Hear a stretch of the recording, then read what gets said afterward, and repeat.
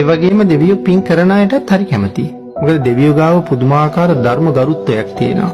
ඒ නිසා පින් කරන අයට, සිල් රකින්න අයට දෙවියෝ පුදුම විදිහට ප්‍රිය කරනවා. ඒ ප්‍රිය කිරීමේ එක කාරණාවක් තමයි පින් හොඳට රැස් කරන අය දෙවියන්ට පින් දෙනවා. එතකොට ඒ අයට සම්පූර්ණ පින් ලැබෙනවා. ඒ නිසාත් මිනිස්සුන්ට හරි කැමතියි.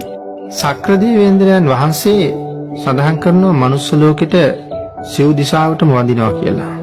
එක දවසක් මාතලී දිව්‍ය පුත්‍රයා සක්‍ර දේවේන්ද්‍රයන් වහන්සේගෙන් අහනවා, ස්වාමීනි මේ පස්පව් කරන නරයන්ට ඔබ වහන්සේ වන්දනා කරන්නයි කියලා.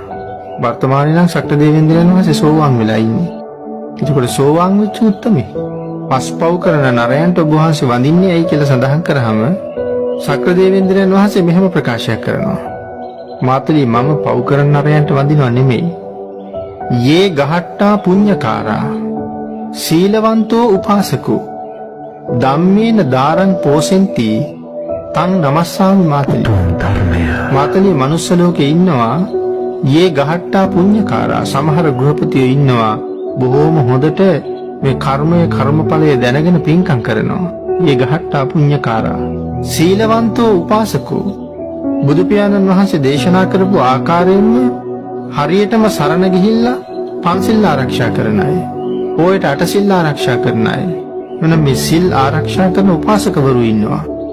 ධම්මේන ධාරං පෝසෙන්ති, ඊටාම ධාර්මිකව ධනෙ උපේලා තමන්ගේ අබුදරුව පෝෂණය කරන අය, ශ්‍රමණ බ්‍රාහ්මණයෝ පෝෂණය කරන අය, මව්පියෝ පෝෂණය කරන අය, ධාර්මිකව ධනෙ උපේලා තං නමස්සාමි මාතලී.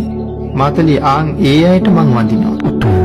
සක්‍ර දේවේන්ද්‍රයන් වහන්සේ එහෙම ගරු කරලා තියෙනවා මනුස්ස ලෝකෙ සිල් ගුණ තියෙන අයට.